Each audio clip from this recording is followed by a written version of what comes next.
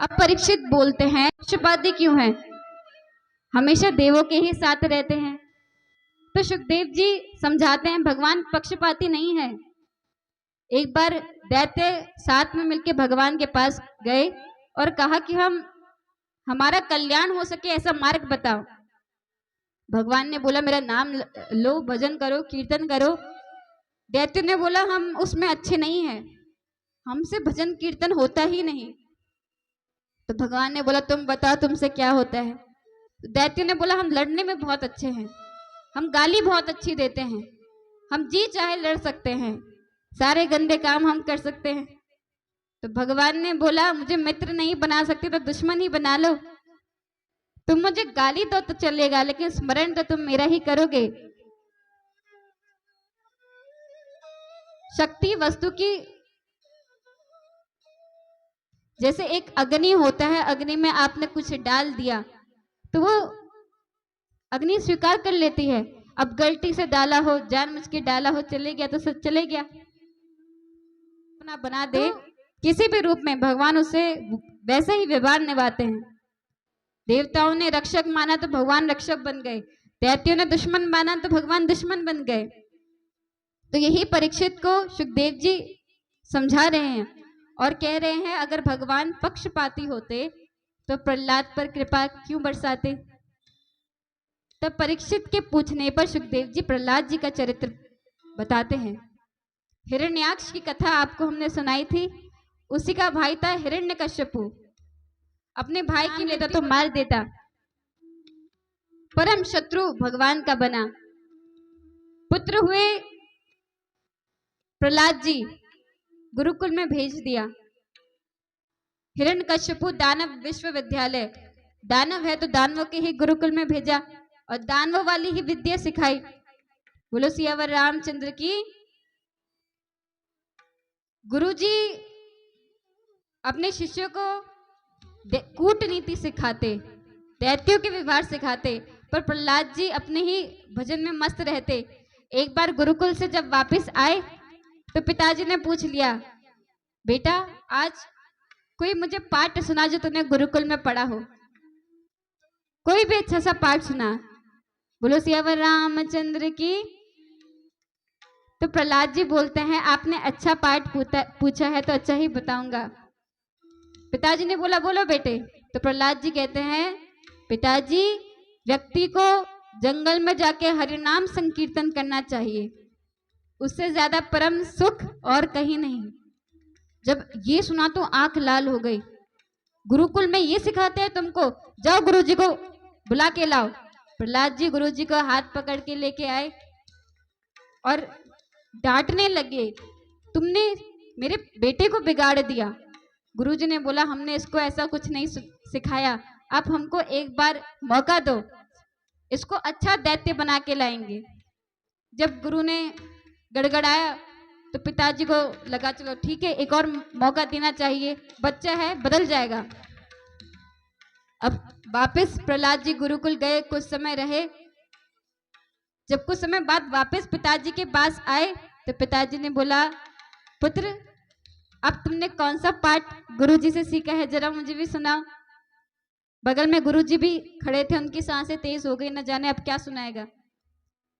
तो इस बार प्रहलाद जी ने बोला पिताजी मैंने एक नहीं मैंने 9 पाठ याद करे हैं। अच्छा बहुत अच्छी बात है, सुनाओ। तो प्रहलाद जी ने नवदा भक्ति का ज्ञान दे दिया। श्रवणम कीर्तनम विष्णु स्मरणम पाद सेवनम, भगवान का निरंतर स्मरण करते रहो। ऐसे करके नवदा भक्ति जब सुनाया तो हिरण्यकश्यप ने अपनी तलवार उठाई और गुरुजी के गले में रख दी। तुम ये सब उसको सिखा रहे हो? गुरुजी ने बोला ये हमारे कोर्स में नहीं था। अरे आपने बोला ग माने गणेश से सांप्रदायिकता फैलती है, अच्छा नहीं होता तो हमने ग माने गधा कर दिया। जो जो आपने बताया हमने वही पढ़ाया, लेकिन इसकी बुद्धि न जाने ऐसे क्यों है। अरे हमें तो लगता है ये पहले से ही पढ़ा पढ़ाया आया है। जब ये सुना तो समझ गए हिरण्यकश्यपु कि मेरे पुत्र को कृष्ण ग्रह लग गया। कोई ग्रह दोष कुंडली में हो तो निवारण के पंडित जी के पास जाते हो, लेकिन कृष्ण ग्रह का कोई निवारण नहीं है। एक बार भगवान से प्रीति हो गई सो हो गई। हिरण्यकश्यप ने बोला इसको ठिकाने लगा दो, क्योंकि कोरोना से कम खतरनाक नहीं है कृष्ण ग्रह। एक बार किसी को भगवान ने पकड़ लिया तो सबको वो रंग चढ़ जाता है। एक व्यक्ति भी भक्त हो गया तो आसपास के सभी को भक्त बना देता है। तो प्रहलाद जी को ठिकाने लगाने के लिए आया, अनेकों प्रकार करे, अग्नि में जलाया। जब कुछ नहीं हो पाया तो फिर हिरण्यकश्यप घबराया, अब क्या होगा। तो गुरुजी ने बोला आप हमें थोड़ा और समय दीजिए, हमें साम दाम दंड भेंट करने दीजिए और इस पे दैत्यों का रंग चढ़ाने दीजिए। तो फिर हिरण्यकश्यप मान गया। अब गुरुकुल में प्रहलाद जी फिर से चले गए, रहने लगे। एक दिन गुरुजी बाजार जा रहे थे और सभी मित्र आपस में खेल रहे थे। तो प्रहलाद जी ने बुलाया, सुनो सुनो सुनो, चलो एक खेल खेलते हैं। कौन सा? लुका छुपी का। अच्छा चलो ठीक है खेलते हैं। तो प्रहलाद जी ने पूछ लिया तुमको पता है लुका छुपी का खेल सबसे पहले कब खेला गया? तो उनके मित्रों ने बोला हमें तो नहीं पता। तो प्रहलाद जी कहते हैं कि जीवात्मा और परमात्मा लुका छुपी का खेल खेल रहे थे। तो परमात्मा ने बोला पहले कौन छुपे? तो जीवात्मा ने बोला पहले हम छुपेंगे। तो सभी भगवान के उदर में ही छुप गए। प्रलय के समय भगवान ने एक एक को कर्मानुसार ढूंढकर पृथ्वी में पटक दिया।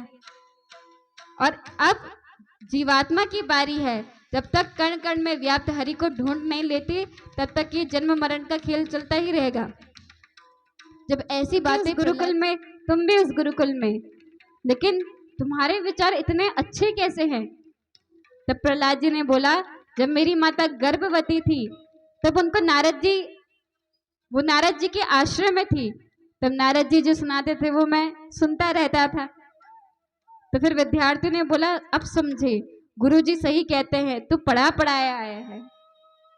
तो प्रहलाद जी ने बोला चलो मेरे साथ नाम संकीर्तन करो। और सब आपस में मिलकर नाम संकीर्तन करने लगे। एक बोल पड़ा अगर हम नाम संकीर्तन करेंगे तो तुम्हारे पिताजी से कौन बचाएगा? मन तो मेरा भी बहुत है। तो प्रहलाद जी ने बोला चिंता मत करो, मैं सब संभाल लूंगा। मेरे पिता से तुम डर रहे हो और जो जगत के पिता है उनसे डर नहीं लगता। तो सभी मिलकर नाम संकीर्तन करने लगे। दिए हुए सारे वरदानों को सत्य करते हैं। हिरण्यकश्यप बोलता है मुझे कोई मार नहीं सकता, मैं ना भीतर मर सकता हूँ ना बाहर मर सकता हूँ। भगवान ने बोला ना भीतर है बाहर है, बीच देहरी में है। अच्छा मैं दिन में भी नहीं मर सकता, रात को भी नहीं मर सकता, दिन रात कुछ नहीं, संध्या का समय चल रहा है। अच्छा 12 महीने में किसी महीने में नहीं मर सकता, ये 13 महीना तेरे ही बुक करा है, अधिक मास चल रहा है। जब ब्रह्मा जी की बनाई हुई किसी सृष्टि के प्राणी से नहीं मर सकता, नर से नहीं मर सकता, जानवर से भी नहीं मर सकता। भगवान ने बोला ब्रह्मा जी ने मुझे नहीं बनाया, मैंने ब्रह्मा को बनाया है। और तुम मुझे क्या बोलोगे? ना तो मैं पूरा नर हूं ना तो मैं सिंह हूं, मैं नरसिंह हूं। और सभी वरदानों को सत्य करते हुए अपने नाखूनों से भगवान ने उस हिरण्यकश्यप का उदर फाड़ दिया, पेट फाड़ दिया। बोलो नरसिंह भगवान की। हिरण्यकश्यप की तो मृत्यु हो गई, लेकिन नरसिंह भगवान का क्रोध शांत नहीं हुआ। देवताएं स्तुति करने से डर रहे हैं, 2-2 लाइन की स्तुति करके निकल रहे हैं। भगवान को शांत कैसे करे? तो बोला लक्ष्मी जी को बुला देते हैं। बोलो सियावर रामचंद्र की। लक्ष्मी जी के पास पहुंचे देवता कि आपके पति का इतना भयंकर रूप हो गया, आप जाके शांत कीजिए। माता लक्ष्मी बोली मेरे पति भयंकर रूप के नहीं है, वो तो शांताकारम है।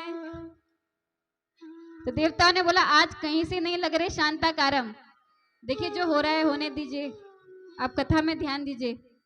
बोलो नरसिंह भगवान की। देगा जब आपकी मान प्रतिष्ठा बढ़ जाएगी। तो कथा मान प्रतिष्ठा के लिए थोड़ी है, वो तो अपने कल्याण के लिए है। आजकल अगर वक्ता कथा कह रहा है और भीड़ ना हो तो लोग सहानुभूति दिखाते हैं, कोई बात नहीं, भगवान पर भरोसा। भगवान पे भरोसा रखो। तो ये चीज समझनी चाहिए कथा। हम तो सुन ही रहे हैं, पर ये संकल्प की जो ज्ञान मिला है वो आगे भी दे दो। तो कथा तो आपके लिए हो रही है, जब हमारे लिए होती तो हम भी सुनते हैं। बोलो सियावर रामचंद्र की। तो जो कथा का मर्म है वो जानना चाहिए। ऐसा लिखा गया है कि कलयुग के अंत में गली गली कथा होगी।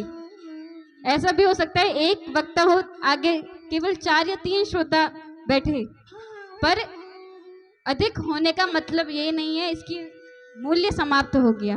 मूल्य पहचानना जरूरी है, और मूल कहाँ है? जो कथा के श्लोक है उसमें। पर आजकल ज्यादा संस्कृत कहो, पहले तो संस्कृत कहना कठिन, क्योंकि संस्कृत को कोई इंपॉर्टेंस नहीं देता, और जब पता चलता है ये इंपॉर्टेंट है, ये पढ़ना चाहिए, इसमें ज्ञान है, तब समय बीत जाता है। कथा में ज्यादा संस्कृत की बातें श्लोक कहने लग जाओ तो, और ये आपके लिए ही है, सुन के कल्याण आपको ही होगा, आपका फल कोई नहीं ले जा सकता। बोलो सियावर रामचंद्र की। तो लक्ष्मी जी ने एक सुंदर थाली सजाई और आरती करने के लिए भगवान के सामने गई। आई, चरणों से ऊपर ऊपर जब गई, भगवान ने वो हुंकार ध्वनि की कि लक्ष्मी जी ने वो आरती वहीं पर छोड़ी और ताता थैया करके भागने लगी कि मेरे प्रभु को क्या हो गया। वो तो हमेशा शांत रहने वाले थे। जब कुछ समझ नहीं आया तो प्रहलाद जी को आगे किया, तुम ही उनको शांत करो, तुम्हारे वजह से इतना भयंकर रूप धारण किया है। प्रहलाद जी नरसिंह भगवान के सामने नतमस्तक हो गए। जैसे ही उन्होंने नेत्र एक दूसरे से मिलाए तो नरसिंह भगवान ने उनको उठाया और अपने गोद में बिठा लिया और क्षमा याचना करी, पुत्र मुझे क्षमा कर दो। अरे मुझे बुलाने में वक्त मेरे भक्तों ने बहुत लगाया है, मुझे देरी हुई आने में क्योंकि भक्तों ने नहीं बुलाया। आज पहली बार ऐसा हुआ है कि मेरे भक्तों ने मुझे कब से याद किया है और मुझे आने में देरी हुई हो। प्रहलाद जी बोलते हैं, भगवान आप क्षमा क्यों मांगते हैं? अरे मुझे तो कभी लगा भी नहीं था कि इतना वात्सल्य आप मुझ पे उड़ाओगे। अरे ऐसा वात्सल्य तो लक्ष्मी जी को भी नहीं मिला होगा, इतना प्रेम तो आपने ब्रह्मा जी से भी नहीं किया होगा, पर वो प्रेम, वो वात्सल्य आपने मुझको दिया। भगवान ने बोला, पुत्र तुम कुछ मांगो, मेरा कुछ देने का मन है। प्रहलाद जी ने बोला, मुझे कुछ नहीं चाहिए। भगवान ने बोला, मैं दिए बिना नहीं रहूंगा। तो प्रहलाद जी ने बोला, पिताजी आप मुझे वरदान दो कि कभी मेरे मन में मांगने की इच्छा ही ना प्रकट हो। भगवान ने बोला, ये क्या मांग लिया? तो भगवान ने राज्य का वरदान दे दिया। जब प्रहलाद जी को राज में बिठाया, राज गद्दी में बिठाया, भगवान ने बोला एक मनवंतर परिवंतर राज्य करो। तब प्रहलाद जी को अपने पिता की याद आई, सामने पिता का मृत शरीर देखा तो भगवान से बोल दिया, भगवान अब मैं कुछ मांगना चाहता हूँ। क्या मांगना चाहते हो? बोले मेरे पिता की अधोगति ना हो, सदगति हो।